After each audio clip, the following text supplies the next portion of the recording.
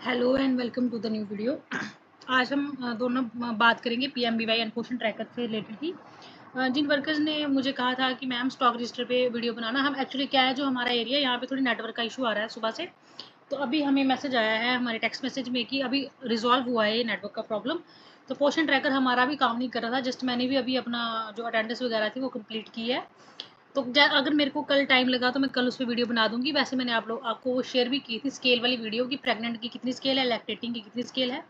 तो ये मैंने आपको सारी चीज़ें शेयर की थी। आप लोग पहले ना जो भी आपकी बेनिफिशियरी है उनकी मल्टीप्लिकेशन करके रखिएगा, फिर हम आगे बात करेंगे कि उसको अपलोड कैसे करेंगे। सेकंड चीज़ यहाँ पे मैं आप लोगों को बता दूं कि अभी हमें शाम को मैसेज आया था कि जो भी हमारी परसेंटेज है यूटी की, जिसमें 0 to 6 मंथ से लेके और प्रेग्नेंट और लैक्टेटिंग मदर तो इनरोल थी, उनकी केवाईसी तो करनी थी, बट अब 0 to 6 मंथ वाले बच्चों की भी करनी थी। तो उसमें क्या सिस्टम हो रहा है कि जो बच्चे हैं वो कम है एंड लैक्टेटिंग मदर ज़्यादा है, जबकि ये चीज़ पॉसिबल ही नहीं है। अगर आपके पास कोई लैक्टेटिंग मदर होगी दैट मीन्स उसका बच्चा भी तो होगा ना, तभी तो आपने उसको लैक्टेटिंग में माइग्रेट किया है। तो वहाँ पे क्या डाटा वो हो रहा है, मिसमैच हो रहा है कि अगर लैक्टेटिंग मदर है 150 तो बच्चे जो है वो 110 है, यानी कि बीच में जो 40 बच्चे हैं वो कहीं इनरोल्ड नहीं है। चूंकि ये बच्चे अब थोड़े बड़े बच्चे होते तो किसी स्कूल वगैरह में तो हम शो हो जाते, बट ये बच्चे 0 to 6 मंथ है, ये तो हमारे जो हेल्थ सेंटर्स होते हैं उनमें रिकॉर्डेड होते हैं या तो आंगनबाड़ी में। अब चक्कर क्या हो गया है कि जो हेल्थ वाला डाटा है उसमें तो वो बच्चे हैं, क्योंकि उन्होंने तो आशा वर्कर्स ने अपना रिकॉर्ड दिया है, बट वर्कर्स ने कई जगह उनको इनरोल नहीं किया, इसलिए वो गैप आ गया है चिल्ड्रन में कि लैक्टेटिंग मदर की फिगर काफ़ी ज़्यादा आ रही है एंड जो हमारे 0 to 6 मंथ बच्चे हैं उनकी फिगर काफ़ी कम आ रही है। तो वो भी कह रहे हैं कि इन चीज़ों को भी मैच करिए, साथ में उनकी भी EKYC एंड FRS करना है, वो मदर के साथ हो जाएगा, उसमें कोई दिक्कत वाली बात नहीं है। इसके बाद मैं आपको एक चीज़ और बता देती हूँ कि जो भी हमारे 0 to 6 मंथ बच्चे हैं उनको हमने इनरोल्ड कैसे करना है। जैसे हम उनको माइग्रेट करते हैं लैक्टेटिंग मदर को, उसकी लैक्टेटिंग मदर की प्रोफाइल फिल करने के बाद बच्चे की प्रोफाइल ओपन हो जाती है कि आपने बच्चे की यहाँ पे डिटेल फिल करिए। अब ठीक है, जो बच्चा पैदा होता है उसी टाइम कोई नाम नहीं रखता बच्चे का, तो आपने ABCD करके भी बच्चों का नाम रख सकते हो, या फिर बेबी 1 बेबी 2 बेबी 3 करके भी आप नाम रख सकते हो। और मैं जो करती हूँ, मैं सिंपल क्या करती हूँ, मान लीजिए मेरे पास कोई रेखा नाम की बेनिफिशियरी है और उसकी डिलीवरी हुई बेबी बॉय, तो मैं लिखूंगी रेखाज बॉय। अगर गर्ल हुई होगी मैं लिखूंगी रेखाज गर्ल। तो अगर रेखाज जो नाम की जो है 2 बेनिफिशरीज है, मैं रेखा 1 बॉय रेखा 2 गर्ल, तो ऐसे करके मैं नाम लिखती हूँ ताकि मुझे मदर के साथ उसके बच्चे का क्या जेंडर है वो भी मुझे याद रहे। तो आप लोग ऐसे भी नाम लिख सकते हो, बाद में जब बच्चे का नाम हो जाएगा तब आप नाम अपडेट प्रोफाइल में जाके उसका नाम चेंज कर सकते हैं, क्योंकि हम लोग नाम चेंज कर सकते हैं, बाकी हम जो हमारी डिटेल्स होती हैं जैसे date of birth etcetera etcetera वो हम चेंज पोषण ट्रैकर पे नहीं कर सकते। तो ये चीज़ आपको शायद क्लियर हो गई होगी, मैंने इस लेवल एक समझा दिया आपको कि आपने इसको कैसे करना है।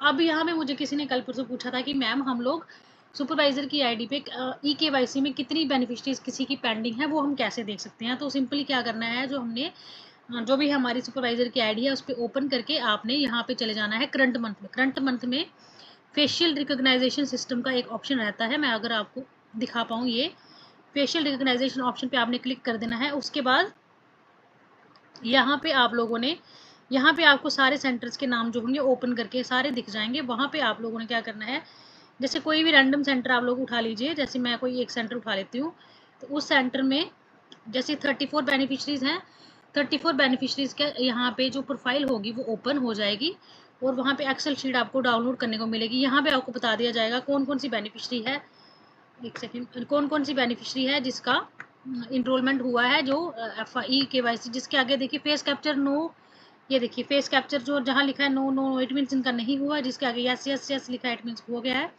तो ये सिंपल सा इसमें मेथड है ये, इसमें कुछ भी नहीं करना हम लोगों ने, सिर्फ अपने जो सुपरवाइजर की आईडी है उसको लॉगिन करना है, करंट मंथ वाला जो ऑप्शन है उसको आप लोगों ने जाना है वहाँ पे और करंट मंथ को करके फेस रिकग्नाइजेशन सिस्टम पे जाओगे।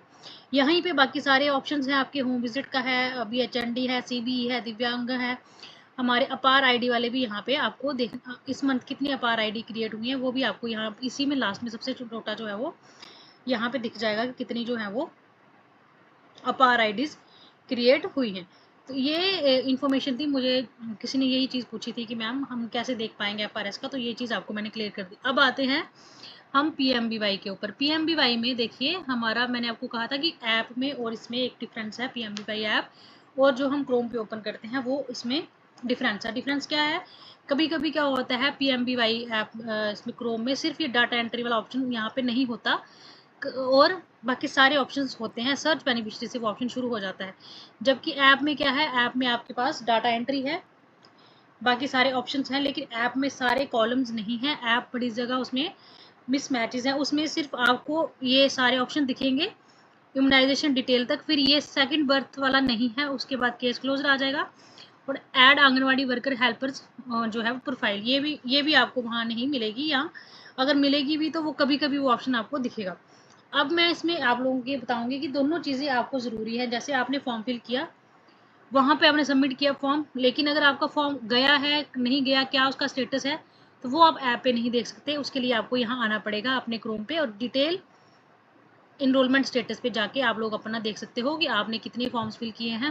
जैसे मेरे ये फॉर्म्स है तो यहाँ पे मुझे शो हो जाएंगे, बट ये चीज़ ऐप पे नहीं होती। तो अपने ऐप एंड अपना क्रोम दोनों को साथ लेके चलना है। फॉर्म आपने वहीं से भरने हैं, बाकी डिटेल जो भी आपने चेक करनी होगी वो यहाँ से आप कर सकते हो। जो भी डॉक्यूमेंट्स अपलोड करने हैं वो अपने ऐप से ही अपलोड करने हैं, क्योंकि ऐप में जो है वो जल्दी हो जाता है। एंड मैंने आपको बताया था पोषण ट्रैकर भी एक ऐप है, PMBY भी एक ऐप है, तो दोनों ऐप्स जो होंगी वो डाटा इजीली फैच कर लेती हैं। इसलिए क्रोम जो है वो थोड़ा टाइम लगाता है, एंड कभी कभी इसमें जो टाइमिंग है वो काफ़ी वास्ट हो जाती है, और हमारे फॉर्म जो होंगे वो बैक भी हो जाते हैं। अब एक चीज़ इसमें और ऑप्शन में आ गया, हमने देखा था PMBY में, देखिए अभी मैं आपसे बात कर ही रही हूँ, ये तो यहाँ से डाटा वाला ऑप्शन जो है वो डाटा एंट्री वाला ऑप्शन अभी जो है वो यहाँ से क्या हो गया, हट गया। मैंने आपको यही चीज़ बताई कि डाटा एंट्री वाला ऑप्शन जो है वो यहाँ पे कभी कभी जो होता है वो नहीं दिखता है, सिर्फ हमें प्री रजिस्टर्ड बेनिफिशियरी दिखती हैं। अभी जस्ट मैं आपसे बात ही कर रही हूँ, तो यहाँ देख लीजिए सिर्फ सर्च बेनिफिशियरी से स्टार्ट हो रहा है, बाकी सारा ही स्लॉट जो है वो यहाँ से गायब हो गया। इसमें एक मुझे किसी ने क्वेश्चन किया था कि मैम ऑलरेडी लॉग्ड इन बताता है, अगर हम लोग उसको जो है वो करें, ऐप को ऐप से करें, अगर ऐप खोलेंगे तो ऑलरेडी लॉगिन बताता है, लेकिन उसमें क्या करना है, आपने क्या करना है, जब भी आपको ऑलरेडी लॉगिन बताता है, आपने दोनों ऐप्स PMBY ऐप एंड उसका आधार फेस रीड ऐप को डिलीट कर देना है। डिलीट करके आप उसको एक दिन के लिए छोड़ दीजिए। नेक्स्ट डे आप फिर से पहले आधार फेस रीड ऐप डाउनलोड करोगे, उसके बाद आप PMBY सॉफ्ट ऐप डाउनलोड करोगे, वो चल पड़ेगा। सेकंड चीज़ आपने ध्यान रखना है, जब भी आपने अपनी आईडी ओपन करनी है उसको लॉग आउट ज़रूर करना है। जो साइन आउट का ऑप्शन होता है साइड पे, वो आपने ज़रूर करना है। जब तक आप साइन आउट नहीं करोगे, कई बार आईडी एक दिन के लिए लॉक हो जाती है, कई बार 2 घंटे के लिए, 4 घंटे के लिए, तो इसके कोई प्रॉपर टाइमिंग नहीं है। इसलिए आपने जब भी अपनी PMBY की प्रोफाइल ओपन करनी है, आप लोगों ने उसको लॉग आउट ज़रूर करना है। इसके बाद मुझे आ गया है कि सेकंड गर्ल की इम्यूनाइजेशन डिटेल, जैसे फर्स्ट चाइल्ड का या सेकंड गर्ल चाइल्ड में भी इम्यूनाइजेशन डिटेल बाद में फिल कर सकते हैं। अब देखिए ये तभी हमें पता चलेगा कि जो यहाँ पे ऑप्शन आया है सेकंड गर्ल चाइल्ड डिटेल्स का, जब हम कोई फॉर्म फिल करेंगे, वैसे मेरे पास है नहीं, बट मेरा जो लॉजिक, मेरा जो दिमाग काम कर रहा है उसमें यही होगा कि जैसे मान लीजिए कई बार क्या होता है कि हम लोग सेकंड गर्ल चाइल्ड का फॉर्म भरते हैं, उसको 2 इंजेक्शन लगे और हमें लग रहा है कि अब टाइम बड़ा हो गया, हमने फॉर्म फिल नहीं किया, तो 2 इंजेक्शन के साथ हो सकता है अब हमारा फॉर्म सबमिट हो जाए। बाकी के इंजेक्शन जब बच्चे को लगेंगे तो हम उनको दोबारा इम्यूनाइजेशन में उसको जाके, जैसे हमें सेकेंड इंस्टॉलमेंट में आता था फर्स्ट इशू, वैसे ही में भी सेकंड गर्ल चाइल्ड को कोई 2 पार्ट्स में डिवाइड कर दे। अभी कुछ कह नहीं सकते, बट जब भी ये इन्फॉर्मेशन होगी तो मैं आपको बता दूंगी। बट मेरे हिसाब से यही है कि अगर पूरी इम्यूनाइजेशन, मान लीजिए बच्चे को 3 इंजेक्शन लगे, 1 नहीं लगा, तो आप 3 इंजेक्शन भर के फॉर्म को सबमिट कर दीजिए।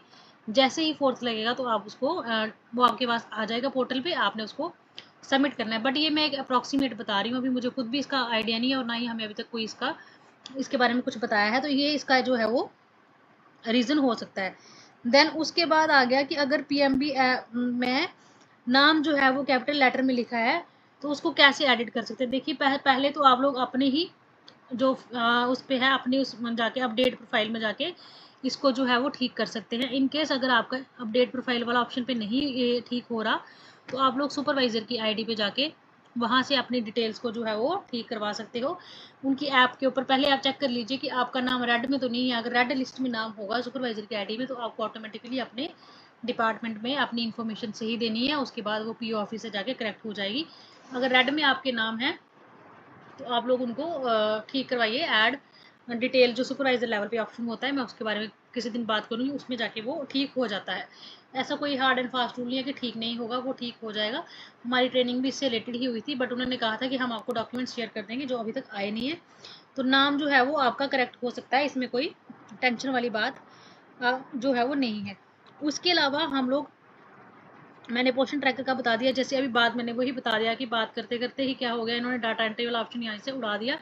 अब सीधा सर्च बेनिफिशियरी से शुरू हो रहा है। तो यही चीज़ आ रही है कि मान लीजिए आप, अगर आप पोर्शन ट्रैकर में काम करते हैं या पोर्शन PMBY ऐप पे काम कर रहे हो और ऑटोमेटिकली आपका डाटा जो है यहाँ से उड़ गया, तो फिर आपका जो सारा फॉर्म है मे भी सबमिट हो गया होगा। अगर दोबारा आप भरोगे तो वो ऑलरेडी एग्जिस्ट बताएगा। इसलिए आपने क्या करना है, फॉर्म तो आपने ऐप से ही फिल करना है। अब जैसे मुझे किसी और ने पूछा है कि अगर हम सॉफ्ट ऐप पे फॉर्म फिल करते हैं तो क्या जैसे गूगल पे हम अपने फॉर्म फिल करके उसका पूरा चेक कर सकते हैं, तो वहाँ पे कर सकते हैं ऐप पे। देखिए इसलिए मैं बता रही हूँ आपको कि ऐप और क्रोम दोनों को साथ में लेके चलना है। वहाँ आपने सिर्फ फिल करना है, वो फॉर्म कहाँ तक पहुँचा, किस लेवल पे है, वो आपको अभी तक उस ऐप के बीच में ये चीज़ नहीं है। वो बिल्कुल छोटी सी ऐप है, वो चीज़ें आपने सिर्फ क्रोम पे देखनी है। फॉर्म फिल करने के बाद वो कहाँ पहुँचा, किस लेवल पे है, वो सारा आपको क्रोम पे ही दिखेगा, डिटेल इनरोलमेंट स्टेटस पे जाके। सो आई थिंक मैं यहाँ तक आप लोगों को क्लियर हूँ। क्या आप जो मैं समझाना चाहती हूँ आपको समझ आई होगी। और भी किसी की कोई क्वेरीज होंगी वो आप मुझे लिख दीजिएगा, मैं कोशिश करूँगी कि जितना मेरे पास हो सके मैं उसका आंसर आप लोगों को दूँ। सो तब तक take care, thank you and आप लोग अपना ध्यान रखिए। बड़ी सारी बारिश हो रही है बाहर, मौसम अभी भी 10 दिन के लिए जो है वो ख़राब ही बताया है। अपना ध्यान रखिए और अपना काम अच्छे से कीजिए। कोई भी हेल्प की ज़रूरत होगी तो हम लोग आराम से उसको डिस्कस करेंगे। Thank you.